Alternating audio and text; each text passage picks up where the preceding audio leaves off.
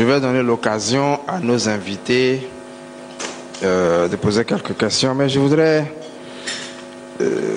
commencer moi-même par poser quelques petites questions en attendant que nos amis s'apprêtent.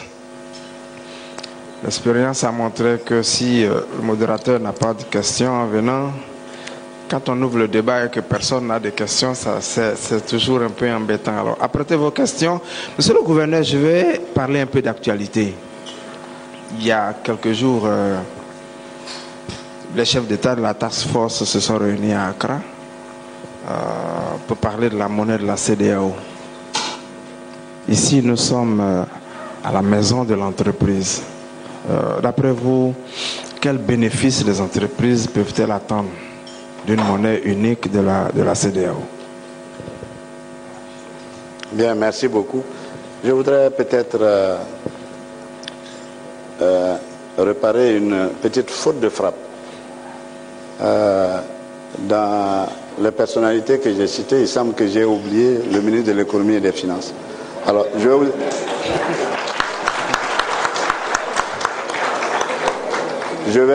vais vous expliquer pourquoi. Parce que quand j'ai vu l'économie numérique, j'ai pensé que je m'adressais au ministre de l'économie et des finances. Parce qu'en règle générale, quand on parle d'économie, c'est lui qu'on voit. Donc, je m'en excuse, monsieur le ministre. Avec tout mon respect, je vous salue d'être là à cette cérémonie. Et j'ai dit au ministre de l'économie numérique que j'ai retenu désormais qu'il y a deux ministres de l'économie, un des finances, un des activités numériques. Merci beaucoup pour ça. Monsieur le modérateur, merci pour votre question. Je crois que c'est une question qui n'est pas difficile à répondre, parce qu'il s'agit tout simplement de l'élargissement et de l'approfondissement d'un processus. Le processus de l'intégration économique de la CEDEAO, des pays de la CEDEAO. La monnaie vient consolider le socle économique qui est en train de se mettre en place. Et de ce fait, je crois qu'il n'y a que davantage. Déjà, sur le plan économique, il y avait 350 millions de consommateurs éventuels déjà. Avec la monnaie unique, ce sera faciliter les moyens de paiement. Il n'y aura plus de commissions et surtout de change à observer. Cela permettrait une fluidité des transactions et je crois que c'est tout au bénéfice des entreprises qui constituent cette union, les entreprises des 15 pays. Bien sûr, les plus dynamiques seront celles-là qui en tireront le meilleur bénéfice et je suis persuadé que le fait que les chefs d'État aient pris cette décision, connaissant le dynamisme du monde des affaires, je suis persuadé qu'ils sont déjà prêts à tirer le meilleur profit. En tout cas, il n'y a que des profits que je vois pour l'instant. Bien sûr, il y aura toujours des difficultés ça et là et à un certain moment, mais je crois que le propre justement de ce secteur, c'est de résoudre le plus rapidement possible les difficultés qu'il y a et de profiter au maximum des opportunités qui seront offertes. Est-ce que le processus avance comme vous le souhaitez?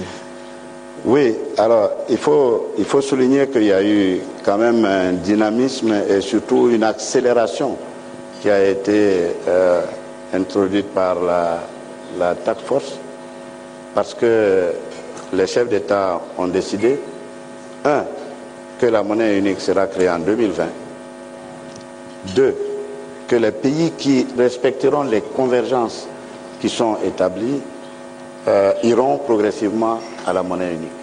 Ça veut dire que la possibilité que les 15 ne soient pas d'entrée de jeu dans la monnaie unique, mais il y aura un processus qui permettra de rejoindre le processus au fur et à mesure que les convergences seront établies. Et je crois que c'est très important qu'il y ait des convergences, sinon la monnaie unique ne jouera pas son rôle. Voilà ce que je peux dire. Et le calendrier, c'est-à-dire la feuille de route, a été précisée et adoptée à Accra par les chefs d'État. ce qui permettra de mener très rapidement les études d'impact qui sont nécessaires et de mettre en place les articulations qui sont indispensables pour que la monnaie unique soit créée en 2020. Merci. Monsieur le gouverneur, une deuxième question. Votre position personnelle sur l'arrimage du franc CFA à l'euro. Parce que sur la question, alors certains disent l'euro appartient à des pays d'économie forte, des pays développés, c'est une monnaie forte et donc ça rend le CFA fort, alors que les pays qui utilisent le franc CFA sont des pays à économie faible et donc ça pose problème.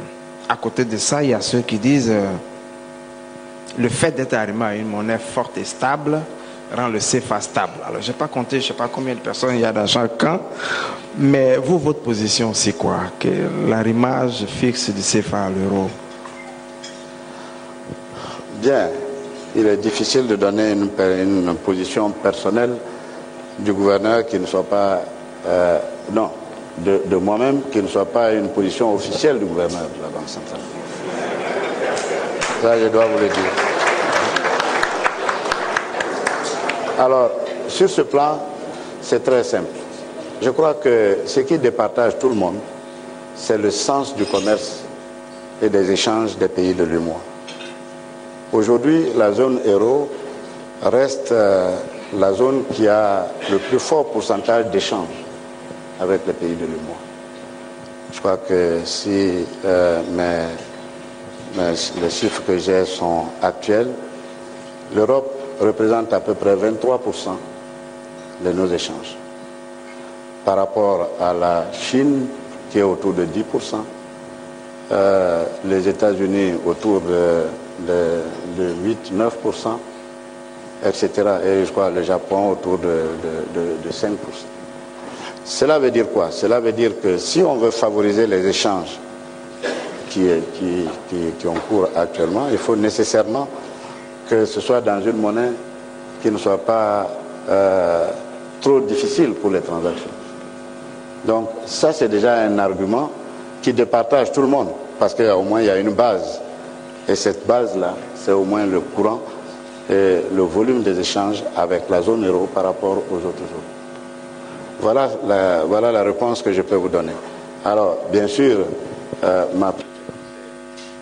tant que nous serons dans le schéma, il est préférable que ce soit le plus avantageux pour nous d'avoir une monnaie à parité fixe sur laquelle les échanges les plus importants se font. Ok, merci Monsieur le Gouverneur. Alors je vais, pour terminer, poser une question. Je suis sûr qu'elle est sur les lèvres de beaucoup de personnes. Ces derniers temps, on a beaucoup parlé des turbulences qu'il y a dans la zone de l'Afrique centrale qui partage avec nous le franc CFA dû à la baisse des coûts du pétrole et à d'autres problèmes. Alors, quand on a le gouverneur de la BCEAO en face, on a envie de poser la question. Est-ce qu'aujourd'hui, on peut avoir des craintes de dévaluation? Est-ce qu'on doit craindre une dévaluation? Est-ce que potentiellement, il y a quelque chose? Bien, je ne suis pas surpris de cette question, parce que c'est la question qu'on me pose au moins 10 fois par jour. Mais ma réponse est toujours la même. C'est vrai que la zone CEMAC connaît des difficultés et que ces difficultés sont en train d'être prises en charge. Parce que c'est vrai qu'avec la baisse du cours du pétrole, ces économies ont été, pour certaines, particulièrement touchées. Mais je crois que d'abord, il faut souligner que tous ces pays sont en train d'élaborer un programme d'ajustement avec le fonds. Et nous avons bon espoir que ces programmes se mettent en place et qu'ils permettent aux pays concernés de retrouver leur dynamisme d'antan. Ça prendra peut-être un peu de temps. Mais la deuxième chose que je veux dire, c'est que les fondamentaux de nos économies ne sont pas au même niveau que les fondamentaux des pays de la CEMAC. Ici, nous avons une croissance depuis 2012 qui est autour de 6 à 7%. Nous avons un taux d'inflation qui est faible et nous avons un dynamisme économique qui, en principe, ne doit pas faire penser à une dévaluation, sauf si c'est pour régler un problème particulier, ce que je ne sais pas pour l'instant. Donc, je réponds en évaluature que si je suis les fondamentaux économiques, je n'ai vraiment aucune raison de parler de dévaluation. Maintenant, les dévaluations, il y en a, et je ne pense pas qu'au niveau de la zone CEMAC, ils soient dans cette perspective, encore moins chez nous, où les choses marchent relativement bien. Donc, voilà la réponse que je peux vous donner. Si vous craignez, moi je ne crains pas. Si vous me suivez, vous ne craindrez pas. Merci, monsieur le gouverneur. Ceci est très rassurant. Je voudrais me tourner donc vers le public. Alors, comme je l'ai dit, j'ai découpé le débat en 4 sections. Et la première section va concerner le financement de l'économie. J'espère que nos amis ont eu le temps donc de préparer leurs questions. Monsieur le gouverneur, le financement de l'économie, ça vous le savez déjà, désigne l'ensemble des modalités par lesquelles les agents économiques se procurent les fonds qui sont nécessaires à leurs activités. Alors, certains agents, ceux qui ne peuvent pas recourir au marché financier ou éventuellement à d'autres sources alternatives de financement, et de nombreuses PME sont concernées, ceux-là se tournent vers les banques. Et donc indirectement vers la BCEAO, parce que l'essentiel du dispositif, il est orchestré par vous. Alors, quelles mesures, quel dispositif, quelle volonté, en plus de tout ce que vous nous avez dit, pour accompagner l'économie réelle. L'économie réelle, c'est celle des entreprises. J'achète, je vends, je fabrique, je vends. Si je suis dans l'agriculture, je produis, je vends, j'exporte. Et comment la BCEAO participe-t-elle au financement de l'économie réelle? C'est de cela qu'il s'agit donc dans la première section. Je voudrais ouvrir les questions. Alors, je vais prendre 6 questions dans ce chapitre et le micro est géré donc par le comité d'organisation. Ceux qui ont des questions n'ont qu'à lever les mains. Ne vous en faites pas, presque tout le monde va parler tant qu'on est dans le temps. Voilà, donc j'ouvre cette section et 6 questions seront autorisées. Bonjour monsieur le gouverneur, je suis Amissa Joseph, président du mouvement des petites et moyennes entreprises, MPME de Côte d'Ivoire. Je crois vous avoir entendu parler, entre autres, de dispositifs innovants visant à terme à favoriser les PME dans l'accès au financement de leur développement. En attendant, et pour leur survie, quelles sont les principales mesures et les instruments mis en place par la BCEAO pour améliorer l'accès au financement de ces PME? La deuxième question, c'est de manière concrète et par rapport à la louable initiative de la finance s'engage, peut-on avoir des statistiques périodiques sur le financement des PME par chaque établissement financier? Je vous remercie. Merci. Alors, monsieur le gouverneur, on prend des séries de... D'accord. Ok. Là, nous avons 2 questions. Une troisième. Merci, monsieur le gouverneur. Je voudrais vous féliciter d'abord pour votre brillante intervention et riche en enseignements. Je suis M. Betori Diabaté, vice-président de la CGCI, PDG du groupe CITA. Je voudrais poser juste une petite question. Vous avez bien expliqué le dispositif pris par votre institution et les différents États. Je voudrais savoir, monsieur le gouverneur, où en sommes-nous aujourd'hui par rapport au dispositif pris pour le refinancement des PME et des SFD? Je vous remercie. Merci. Dernière question de cette série. Merci. Je voudrais à mon tour, Monsieur le Gouverneur, vous féliciter de votre brillante intervention. On aurait pu se priver de poser des questions, mais mon intervention s'articule autour de 2 questions. La première, c'est le relatif donc au financement des États. Vous aviez tantôt dit de 723 milliards en 2011, vous êtes passé à 4 500 milliards.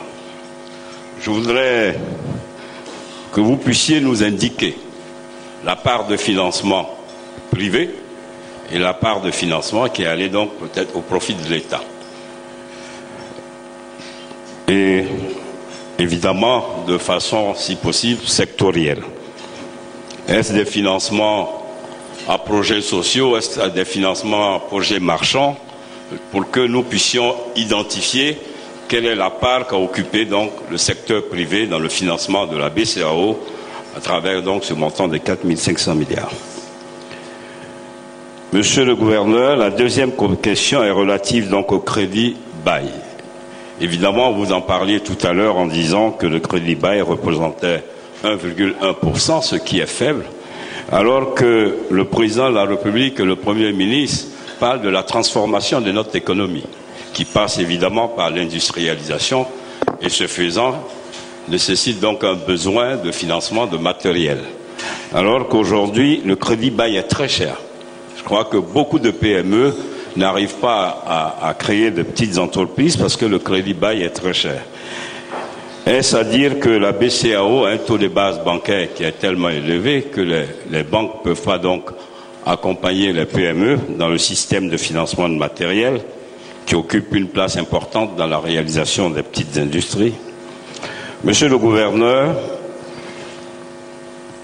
pour rejoindre un peu Mme Touré Massoumé, dire que le refinancement des PME reste donc la grande préoccupation parce que la BCEAO semble tellement lointaine des entreprises privées qu'aujourd'hui c'est l'occasion pour ne pas que les banques subissent le jugement des entreprises que nous sommes. Nous voulons que la BCEAO puisse nous dire si ce sont les banques locales, commerciales, qui ne sont pas à la hauteur des attentes des entreprises, ou est-ce la BCEAO qui ne joue pas son rôle pleinement, ne permettant pas ainsi aux banques commerciales d'accompagner les sociétés et les industries ivoiriennes? Merci.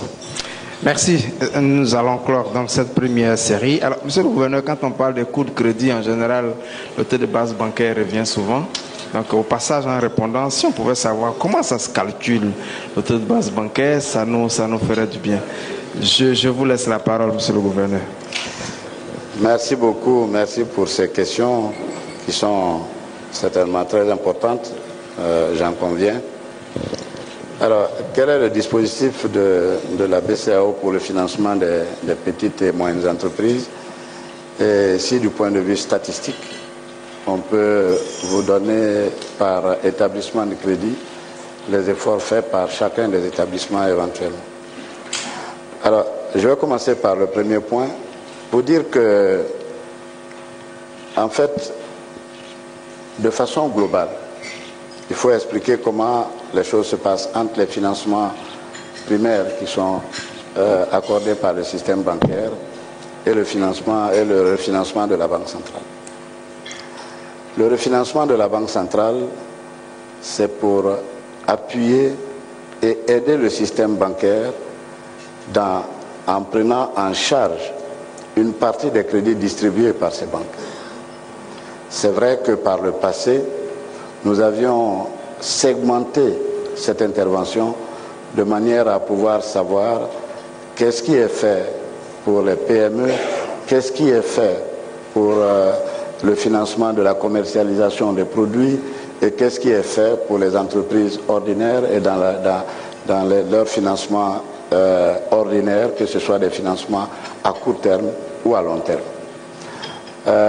Mais depuis la globalisation des banques, il n'y a plus cette catégorisation.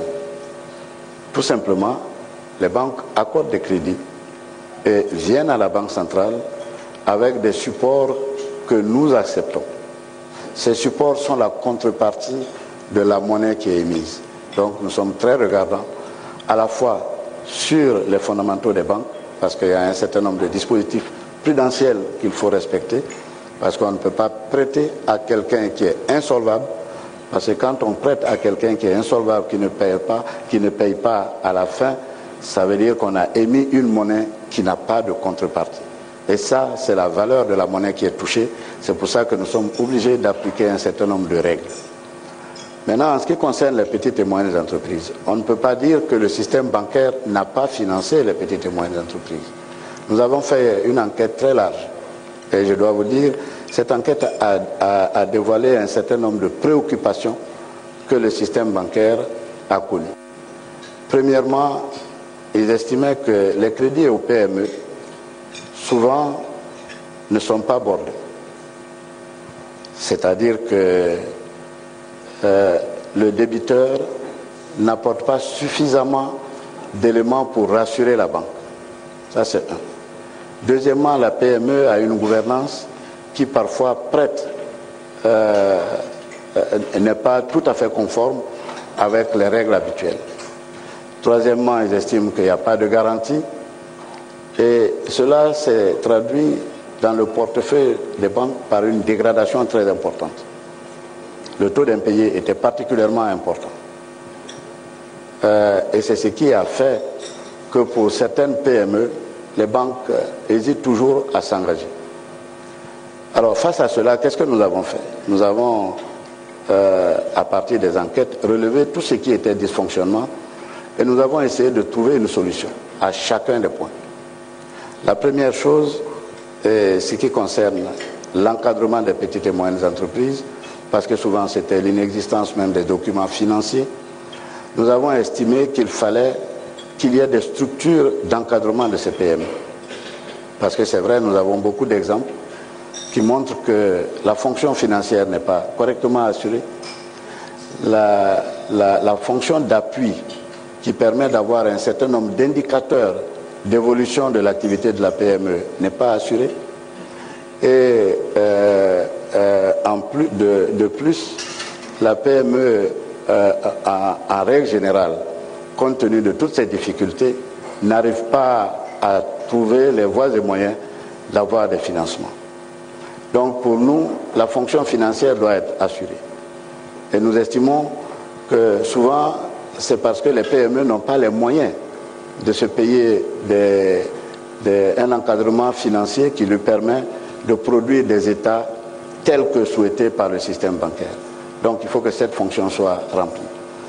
Et le fait de ne pas avoir de moyens peut ne pas être un handicap, à condition tout simplement que la structure qui s'occupe de cela ait plusieurs PME, parce que peut-être 50 ou 60 PME peuvent partager un expert comptable qui suit leur comptabilité et qui établit leurs états financiers alors qu'une seule PME ne peut pas la faire. La fonction d'appui est importante. Il faut avoir des indicateurs de gestion et des indicateurs qui permettent de voir l'évolution de l'activité et surtout de prendre en charge les innovations et tout ce qui peut permettre au chiffre d'affaires de progresser, mais de progresser de manière confortable. La troisième fonction, c'est le renforcement des capacités. Parce que là aussi, ça manque beaucoup, ça a beaucoup manqué aux PME, parce qu'à certains moments, le personnel n'est pas suffisamment formé, parce que ça coûte cher, effectivement, de former le personnel, et la PME n'a pas souvent les moyens de le faire. Là aussi, la structure d'encadrement doit pouvoir prendre en charge cela, et en mutualisant, je crois que c'est ça l'idée, en mutualisant de manière à ce que la formation ne soit pas obligatoirement prise en charge par une PME, mais qu'un ensemble de formations puisse être destiné à plusieurs PME parce que c'est bien organisé. Ça, c'est d'abord au niveau de la structure d'encadrement. Le deuxième acteur important, c'est l'État. L'État, pourquoi? Parce qu'il faut organiser un certain nombre d'activités. La sous-traitance, c'est quand même une activité importante, suffisamment organisée pour permettre justement aux PME de pouvoir accepter. La commande publique est aussi importante dans le développement des PME parce que là, Il s'agit tout simplement à un moment donné que l'État consente, et je crois que c'est ce qui est fait en Côte d'Ivoire, une partie de la commande publique aux petites et moyennes entreprises pour leur permettre de se développer. Le troisième acteur, c'est les banques. Parce qu'une fois que l'orientation politique est donnée et que les réformes sont faites pour permettre de trouver une place aux petites et moyennes entreprises de façon harmonieuse dans l'économie, les banques peuvent financer. Et je crois que c'est sur ça que nous comptons. Maintenant, les banques financent en règle générale, elles demandent une garantie. Pour la PME, pour avoir une garantie, et surtout pour les start-up, celles qui commencent, ce n'est pas facile. Donc, nous avons estimé que le problème de la garantie va obligatoirement limiter le nombre de créations dès le départ. Nous avons proposé au système bancaire ce qu'on appelle le partage du risque. Le partage du risque, ça veut dire quoi? Ça veut dire que nous, Banque centrale, dès qu'une PME est dans le programme et qu'elle remplit ces conditions, nous acceptons de refinancer tous les crédits qui sont faits à cette PME. C'est ça le partage du crédit. Parce que si nous rentrons dans le schéma classique des garanties, nous nous sommes aperçus que beaucoup de fonds de garantie ont existé par le passé. D'ailleurs, sous l'impulsion des États, parce qu'ils voulaient mener une véritable politique de promotion des PME. Mais malheureusement, je ne dis pas ça pour faire du sabotage, mais on s'est aperçu que tous ces fonds de garantie ont été sollicités.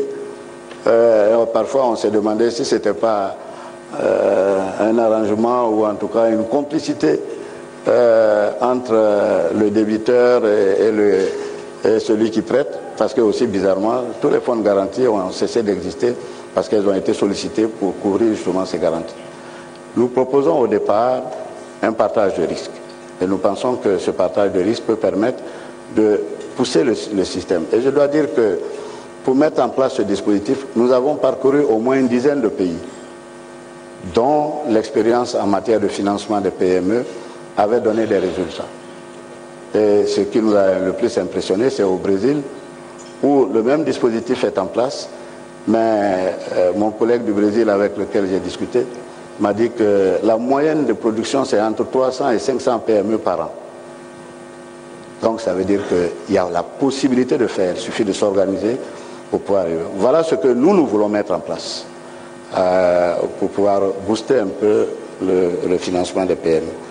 Alors pour les statistiques, malheureusement je ne peux pas vous en donner, parce que comme je vous dis, nous globalisons maintenant nos interventions, nous ne les distinguons plus. Mais pour les PME, avec le nouveau dispositif, nous avons créé un guichet spécial. Ce guichet permettra de voir qu'est-ce que les banques ont donné comme crédit et qu'est-ce que nous avons refinancé. Donc à partir de la mise en place de ce dispositif, je pourrais vous donner des chiffres. Mais avant ça, c'est un peu difficile à l'heure actuelle. Alors,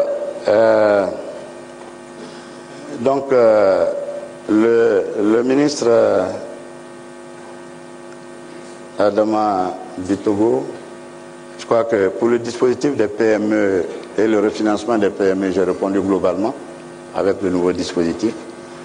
Je voulais savoir quelle est la différence, enfin quelle est la part du financement public et la part du financement privé dans l'allocation qui a été faite. Bon, malheureusement, je crois que je ne pourrais pas donner les chiffres, mais ce que je peux dire, c'est ce que les États ont levé sur le marché. Et globalement, ce qui a été fait comme crédit. Parce que ce n'est pas tous les crédits qui sont refinancés par la Banque centrale. Parce que nous avons des normes. Nous ne pouvons pas, par exemple, dépasser 35% des crédits consentis par une banque. Donc, obligatoirement, il y a une part que nous prenons, certainement, mais il y a une part que les banques supportent du fait de leurs fonds propres, sur leurs fonds propres. Alors, mais je crois que c'est une question importante. Ce que je peux dire, c'est que le financement, et ça c'est un élément très important de suivi de nos indicateurs, nous veillons à ce que dans le crédit primaire par les banques, le financement public ne ne contrecarre pas le financement du secteur privé dans les évolutions. Et ce que je peux vous dire, c'est qu'aujourd'hui, les derniers chiffres que nous avons, le financement privé a augmenté de près de 16% sur l'année de 2016 à 2017. Mais le financement public a aussi augmenté, mais dans des proportions plus faibles. Il est autour de 9 à 10%. Cela veut dire quoi? L'effet d'éviction est très important dans une économie. Si le secteur public arrive à mobiliser toutes les ressources et que le secteur privé n'a pas de ressources, les économies vont s'arrêter. Je crois que ça, ce n'est un secret pour personne. Donc ce que nous souhaiterions, c'est le taux de progression pour faire de telle sorte qu'il n'y ait pas d'effet d'éviction entre le secteur public et le secteur privé. Mais malheureusement, je n'ai pas pensé qu'on serait rentré dans les chiffres, mais sinon je vous aurais donné des chiffres. Ce que je peux vous dire, c'est que le secteur public a mobilisé des ressources, mais ces ressources, il y a une partie seulement qui est refinancée par la Banque centrale, et le secteur privé a mobilisé autant de ressources, sinon plus, et une grande partie est refinancée au niveau de la Banque centrale. Maintenant, je ne sais pas si ça vous satisfait, mais c'est pour dire, je vois que la préoccupation chez vous, c'était de savoir si le secteur privé n'était pas défavorisé par rapport au secteur public. Ce n'est pas le cas. Alors, le taux de base bancaire, bien, c'est un problème important. Je voudrais commencer par dire que la Banque centrale ne fixe pas de taux de base bancaire pour les banques. Dans notre système, les taux débiteurs sont fixés de manière unilatérale par les banques. La seule chose que nous fixons, c'est un taux de rémunération de la petite épargne pour ne pas décourager les petits épargnants. Donc, c'est comme ça et c'est ce principe qui est appliqué. Par contre, ce qui est important, c'est d'arriver à l'idée de la concurrence. Parce que autant les banques fixent leurs taux et leurs commissions, autant elles sont obligées, et ça c'est la loi qui les oblige à publier leurs taux et à informer leur clientèle. Nous allons même jusqu'à demander qu'il y ait un affichage de toutes les conditions de banque, de la banque concernée, dans ses locaux et de façon visible. Cela veut dire quoi? Cela veut dire que si vous constatez que dans une banque, les taux sont plus élevés qu'une autre, ça veut dire que peut-être que celle-là a des charges beaucoup plus importantes qu'elle répercute sur la clientèle, mais vous avez au moins le choix de pouvoir dire je préfère aller dans telle banque parce que les taux sont meilleurs. Et c'est cet esprit de concurrence qui doit prévaloir dans le système bancaire. Donc nous ne fixons pas de taux. Par contre, ce que nous fixons, et ça c'est important, je vais expliquer pourquoi, c'est notre taux d'intervention de base. Nous le fixons et c'est un indicateur important. Je voulais en profiter pour dire à la profession que tous les trimestres, le comité de politique monétaire de la Banque centrale se réunit et détermine les taux qu'il faut appliquer. Pour nous, c'est un signal fort, d'abord aux banques, mais aussi aux opérateurs économiques, pour dire voilà nos taux, nous les avons diminués ou nous les avons augmentés. Tout dépend de ce que nous menons comme politique monétaire à un moment donné.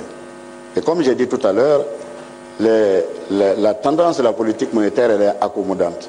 Parce que ce que nous voulons, c'est de faire de telle sorte que l'économie soit financée, que les économies sont financées, et que à la fois le secteur public et le secteur privé puissent financer confortablement les opérations. Maintenant, quand nous le faisons, ça vous donne un indicateur. C'est un indicateur qui permet au secteur privé de discuter avec le système bancaire. Généralement, c'est ce qui n'a pas lieu. Et c'est ça qu'il faut faire. Parce que, et pourquoi nous avons tout fait pour instituer le BIC? Parce que le score d'une entreprise est important dans sa négociation de crédit avec le système bancaire. Mais si, indifféremment, une entreprise qui a un très bon score ne discute pas ou n'essaie pas d'avoir des taux les plus favorables, mais c'est elle qui est perdante.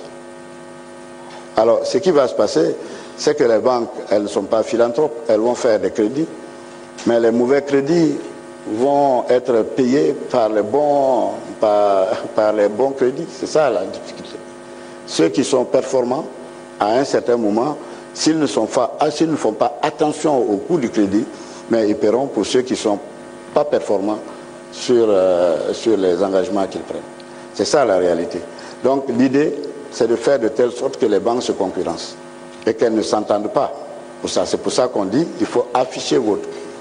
Mais en règle générale, je crois qu'il y a un comportement de départ qui est tout à fait normal, hein, parce que l'entrepreneur qui cherche un crédit, souvent est moins intéressé au taux.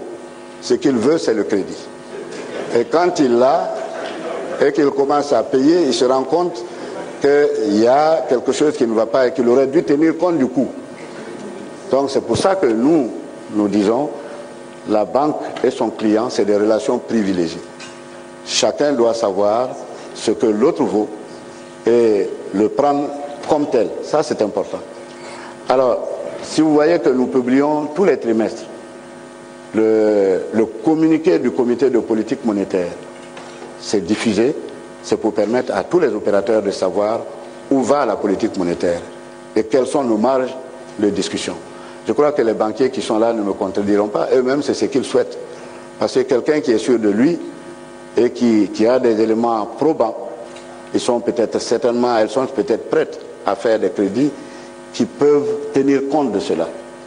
Mais il faut qu'elles aient toutes les garanties et qu'elles aient les éléments qui leur permettent de le faire. Souvent, c'est des discussions à n'en plus finir parce que l'appréciation de l'un n'est pas l'appréciation de l'autre. C'est pour ça que pour départager, nous avons dit il y a le BIC. Si vous vous inscrivez et que le BIC établit un score en disant vous êtes dans telle catégorie, mais il est évident que vous avez un argument de négociation. C'est pour ça que cet instrument a été mis en place. C'est pour ça que je vous encourage aussi à y aller. Parce que c'est ça qui vous départage. Voilà ce que je peux répondre sur le problème du taux. Merci, Monsieur le Gouverneur. Nous allons prendre une deuxième série, toujours dans ce chapitre de financement de l'économie. Deuxième série de 3 questions. Alors, je laisse le soin à l'équipe qui gère le micro. Merci, M. Daouda. Merci, Monsieur le Gouverneur, pour votre exposé. Alors, vous l'aurez compris, donc l'une des problématiques, c'est la question du financement donc, des PME, qui est un sujet important et qui a amené le patronat à mettre en place une commission, qui était la commission de financement des secteurs privés et du fonds de garantie, qui est devenue la commission du développement des PME et du financement. Alors, l'une des initiatives de cette commission, ça a été la finance engage. Vous avez été invité à la première édition, au cours de laquelle vous avez dévoilé le dispositif des PME. Et vous avez donné des chiffres tout à l'heure qui montrent que la problématique des financements des PME est un vrai problème, parce que 12% des crédits. Je voudrais en fait avoir votre avis sur cette initiative, la finance engage. Qu'est-ce que vous en pensez? Je n'ai pas eu l'occasion d'en parler au président, parce que notre idée, c'est vraiment d'avoir votre parrainage, la Banque centrale, en liaison avec les ministres de tutelle, le ministre de l'économie et des finances, le ministre du commerce, de l'artisanat et de la promotion des PME, pour faire bouger l'écosystème. Ce que vous l'avez rappelé, il y a un nouveau dispositif prudentiel qui est rentré en vigueur depuis le 1er janvier, BAL 2, BAL 3. S'il renforce les fondamentaux des banques, il entraîne aussi des contraintes au niveau des financements des PME et de financement en général, et les premiers en pâtir, ça va être les PME. Donc je voudrais en fait avoir votre avis sur cette initiative, avoir solliciter votre parrainage pour faire bouger cet écosystème. Et puis voilà, Monsieur le Gouverneur, merci. Merci. Deuxième question de cette deuxième série. Deuxième question de cette deuxième série. Voilà, merci. Bonjour, Monsieur le Gouverneur. Je vous remercie pour votre brillante intervention, parce que je viens de comprendre que pour mobiliser les ressources, c'est la BCEAO qui fixe quand même les taux de rémunération de l'épargne. Et donc ma question est relative au financement de l'économie. On constate un besoin d'épargner de la population à faible revenu dans des structures qui promettent de forts rendements. Alors, j'aimerais savoir si on doit interdire ces structures donc qui promettent ces forts rendements, ou alors il faut peut-être les encadrer, il faut encadrer leur création et mettre en place un mécanisme de contrôle. J'aimerais savoir la position de la BCEAO. Merci. Est-ce qu'on a une dernière question pour cette série? Merci, Monsieur le Gouverneur.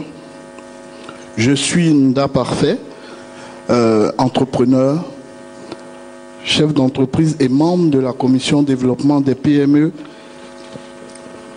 et financement du secteur privé. Monsieur le Gouverneur, nous savons que le principal problème de financement des PME, c'est le haut du bilan. Et les banques commerciales en général ne financent pas le haut du bilan. Alors, quels sont les mécanismes alternatifs de financement que promeut la BCEAO? Quel est le cadre que met en place la BCEAO pour faire évoluer les financements alternatifs?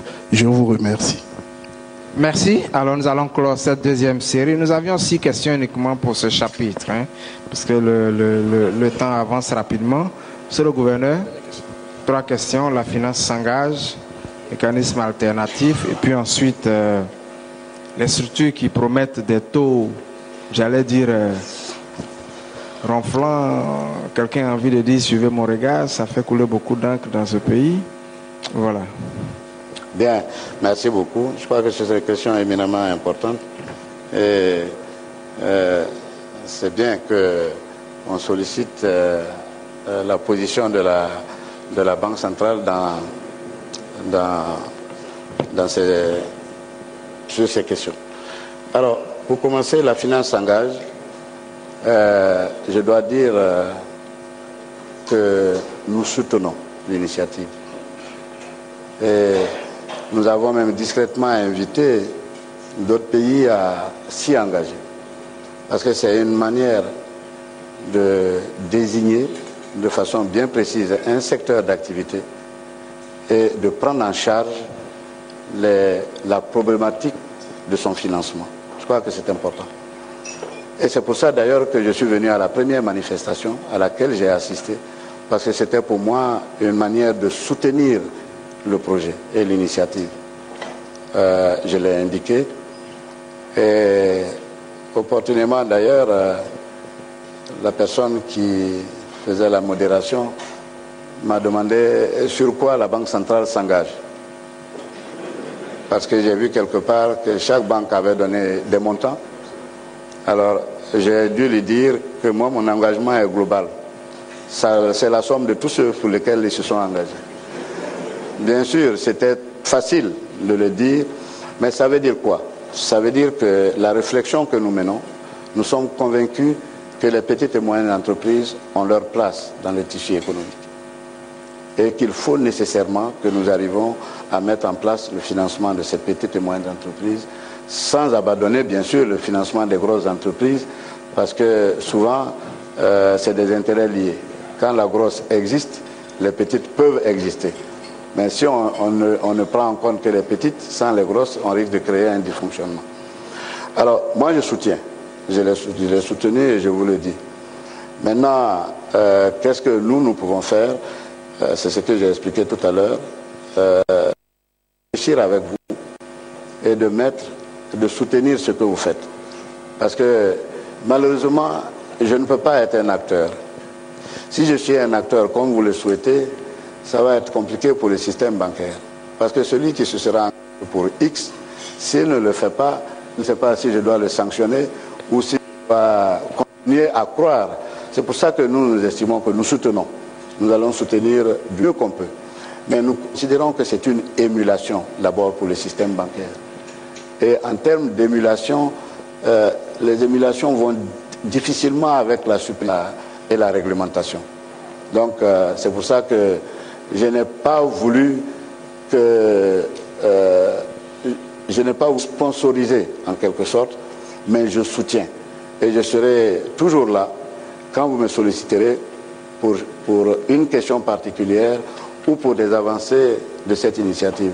Je vous ai dit que j'ai souhaité même discrètement que certains s'en inspirent et que ce soit un processus qui puisse être vulgarisé dans l'Union de manière à ce qu'il y ait un engagement fort du système bancaire vers le financement des petites et moyennes entreprises. Mais s'agissant d'émulation, si vous mettez, je crois que ça va créer quelques petites difficultés. Je préfère être observateur, mais un soutien.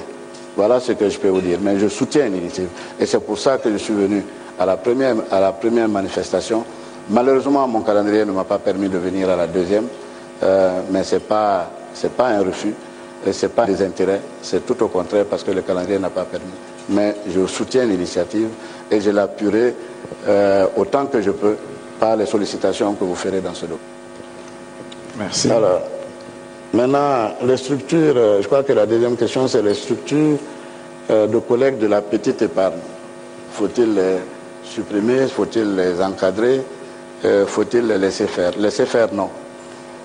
Encadrer dépend. Que nous considérons que tout ce qui concerne le financement de l'économie et la sollicitation des usagers pour la mobilisation de l'épargne doit être obligatoirement encadré.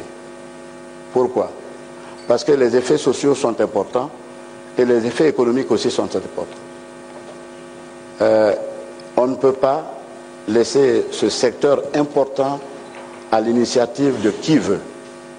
C'est pour ça qu'il y a des régulateurs qui sont mis en place. La BCEAO s'occupe d'un certain nombre d'initiatives, que ce soit, je crois, les banques, le secteur financier, par bien sûr l'intermédiaire de la commission bancaire, le conseil régional de l'épargne publique et des marchés financiers s'occupe de l'appel direct à l'épargne des usagers. Quoi d'autre? Mais enfin, il y a des régulateurs. Et ces régulateurs ont des règles. Les règles ne sont pas faites pour empêcher que les initiatives se prennent. Les règles sont faites pour, premièrement, garantir la pérennité des actions et la pérennité, justement, des entreprises qui sont faites dans ce sens. Ça, c'est la première chose. La deuxième, c'est la protection des épargnants et la protection des usagers. Parce que s'ils ne sont pas protégés, alors on peut arriver à des catastrophes. Et c'est arrivé dans certains pays. Donc il faut obligatoirement que ce soit suivi, que ce soit encadré.